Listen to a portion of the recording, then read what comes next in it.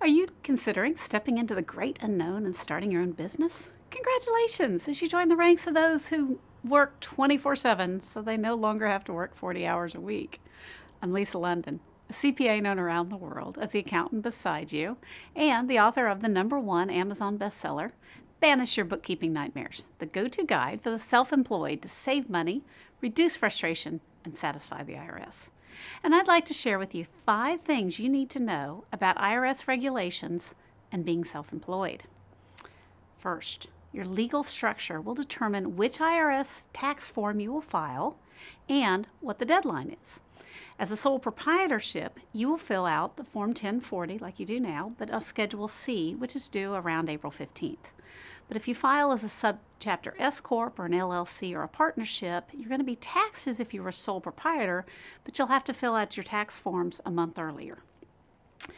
2, any money pulled from the business for you personally is not a salary. You will be taxed on net income whether you take it out of the business or not. These withdrawals are considered a draw of owner's capital. And even items purchased out of the business fund for personal use is also considered a draw. Now, the third thing to know is that because you do not receive a paycheck with income taxes and Social Security withheld, you'll be required to file quarterly self-employment taxes.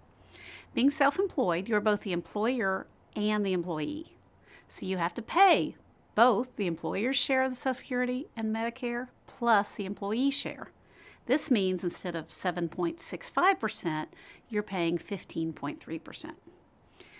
These quarterly payments by the end of the year must equal at least 90% of the expected taxes to avoid your interest and penalties. And by the way, the quarterly payments are not really at the end of the quarter. They are filed and paid in January, April, June, and September via a direct pay at irs.gov. The fourth thing you need to know that is if you do show a loss, you may have to prove you were treating it as a business and not just a hobby.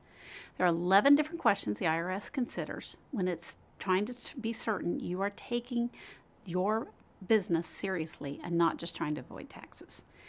If your business is also a leisure activity like teaching scuba diving, be sure to document the boring business activities you do, the hours spent on marketing, accounting, cleaning equipment, etc., to prove it isn't just for fun.